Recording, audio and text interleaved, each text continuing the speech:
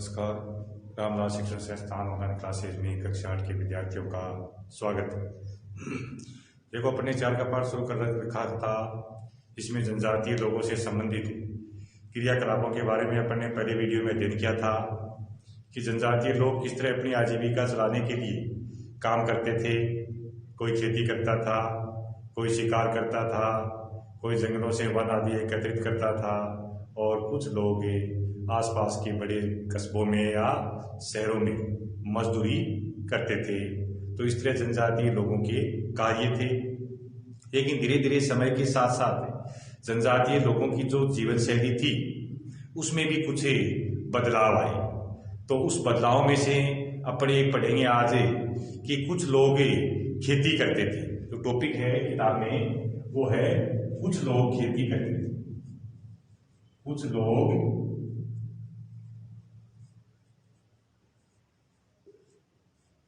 खेती करते थे। अब खेती किस तरह से करते थे?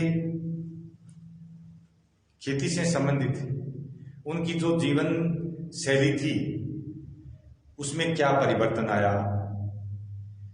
खेती की जो जीवन शैली थी उसमें क्या परिवर्तन आया, ये अपने इस पाठ में पढ़ेंगे।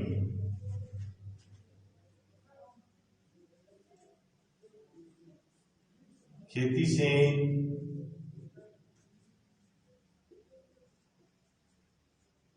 संबंधित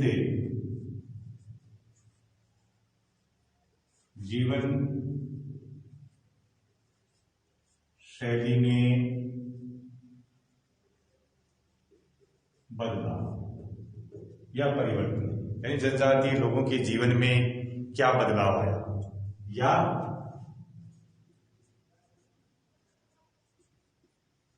जनजातीय लोगों के जीवन में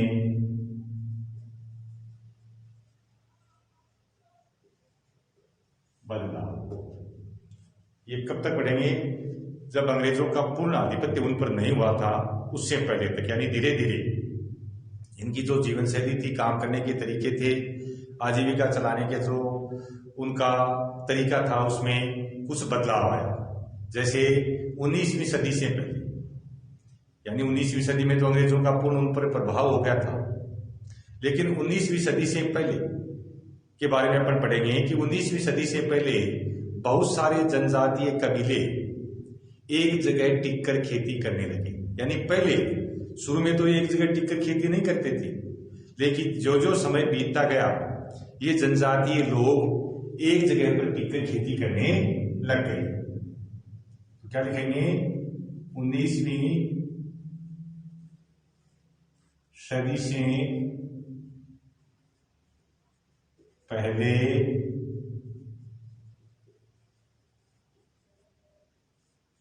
जनजातीय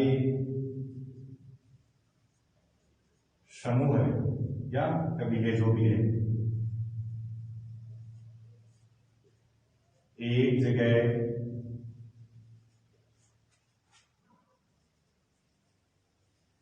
टिक करे खेती करने लगी।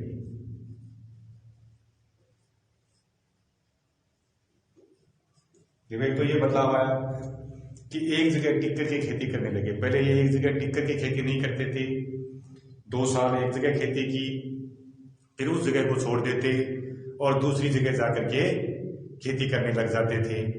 इस तरह से ये खेती करते थे।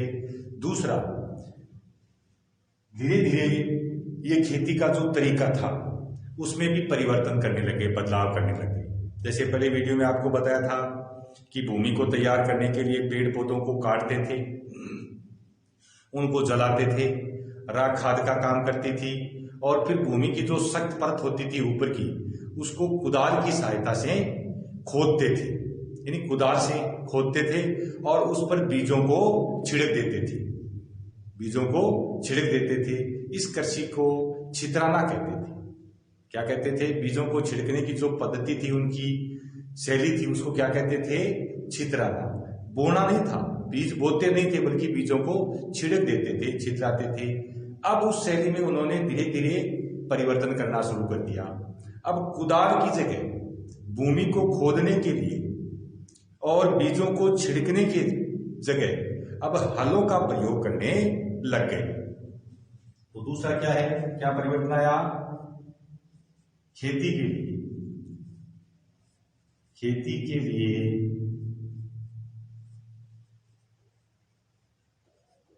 हलों का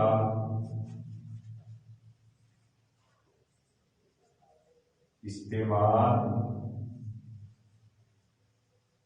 करने लगी, यानी हलों की सहायता से खेती करने लग गई। तो खेती करने का तरीका उनका बदल गया। भाई पहले तो जगह जगह घूमते थे, अब वो एक जगह टिक रहने लग गए, खेती करने लगे। खेती में हलों का प्रयोग करना शुरू कर दिया, यानी पशु थे उनको पालते थे, तो पशुओं की सहायता से खेती करने लग गए।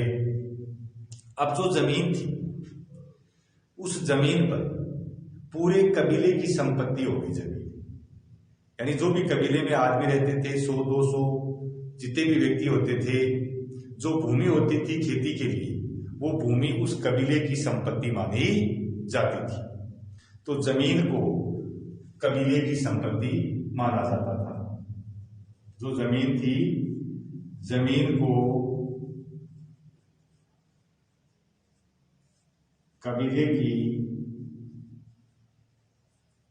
संपत्ति माना जाता था। जमीन होती थी वो कबीले की संपत्ति होती थी, एक की जमीन नहीं होती थी। लेकिन इनमें धीरे धीरे परिवर्तन होता गया।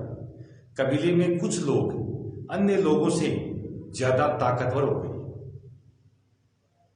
कबीले में कुछ लोग अन्य लोगों से ज्यादा ताकतवर हो गए और वो ताकतवर लोग कबीले के मुखिया हो गए। तो कबीले में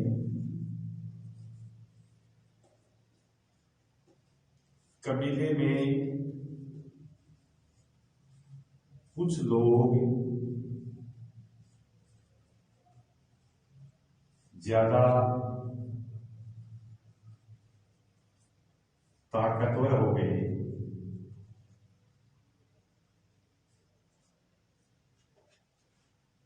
और वो कबीले के मुखिया बन गए। यानी कबीले का जो सरदार होता था वो सबसे ताकतवर व्यक्ति होता था, उसके पास ज्यादा संपत्ति थी तो वो ज्यादा ताकतवर हो गए। कबीले के अन्य लोग उसके अधीन रहते थे। कबीले के लिए जो भी कार्य करना होता था, जो भी कोई नियम बनाना, कहाँ खेती करनी है, वो सारे नियम वगैरह कबीले का जो मुखिया होता था, जिसको कबीले का सरदार बोलते थे, वो होता था। अब आगे अपन पढ़ेंगे, देखो इन कबीले के मुखिया सरदारों ने किस तरह से अपनी ताकत को बढ़ा लिया। आगे कल पढ़ाएंगे आपको, जिसमें वो खुद अपनी एक सेना भी रखते थे। किसानों को, या जो गुमंतु किसान थे या उनके कबीले के जो लोग थे, उनको खेती के लिए जमीन भी वो ही देता था, खुद खेती नहीं करता था। कबीले का जो मुखिया होता था, मुखिया खुद खेती नहीं करता था। मुखिया होता था वो खुद खेती नहीं करता।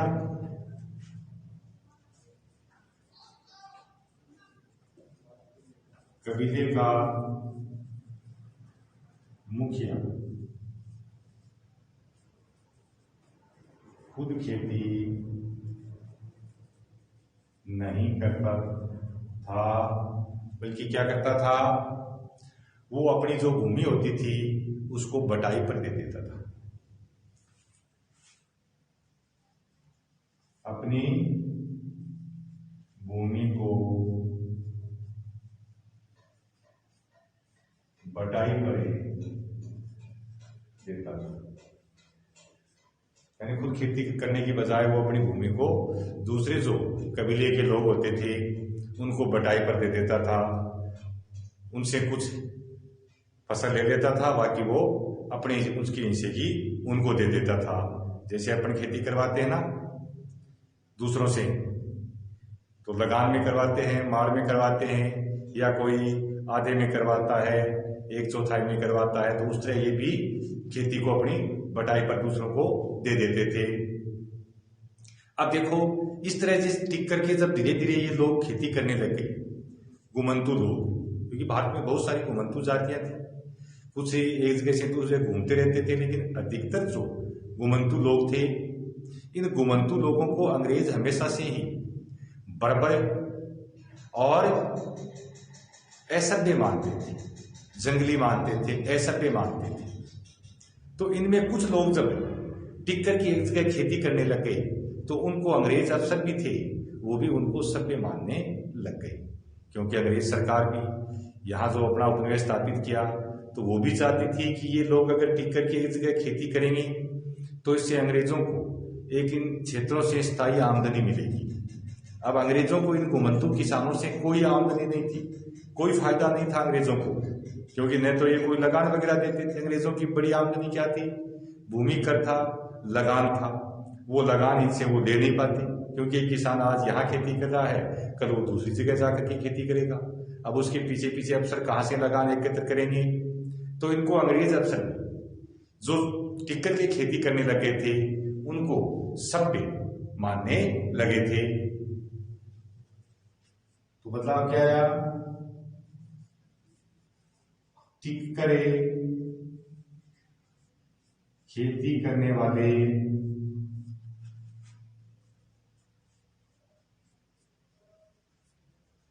गुमंतु काश्तकारों को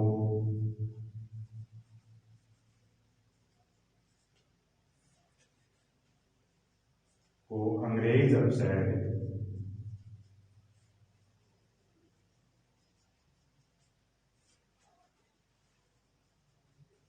ज्यादा सभ्य मानते थे, जबकि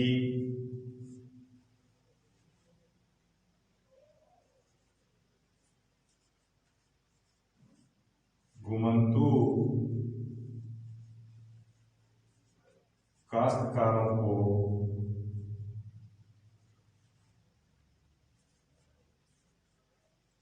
जंगली व बर्बर मानते थे। यानी जो टिक करके खेती नहीं करते थे उनको वो जंगली और बर्बर मानते थे। यानी एक प्रकार से उनसे अंग्रेज भी लगान वसूल नहीं कर सकते थे, और जो टिक कर खेती करते थे उनसे अंग्रेजों को लगान मिल जाता। तो जो अंग्रेजों को लगान दे देता वो तो सभ्य हो जाता, और जो लगान नहीं देता उसको अंग्रेज जंगली और बर्बर मानते थे। तो ये कुछ खेती करने के जो तरीके थे इन आदिवासी समूहों के, उसमें कुछ बदलाव आए। तो ये 5-6 बदलाव हैं जिनको आप कॉपी के अंदर लिख लेना। जैसे जनजातीय लोगों के जीवन में क्या बदलाव आया खेती कार्य में।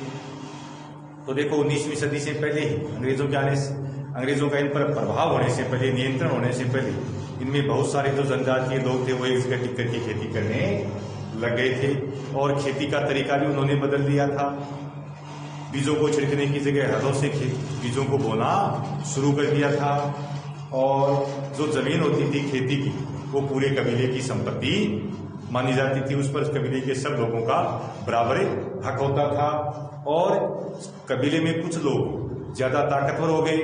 अब वो ताकतवर लोग थे वो न तो खेती करते थे, वो अपनी जमीन बटाई के ऊपर ही दे देते। इसको कबीले का मुखिया कहा जाता था। और जो टिककर खेती करते थे उनको अंग्रेज लोग सभ्य मानते थे, और जो टिककर खेती नहीं करते उनको बर्बर और जंगली मानते थे।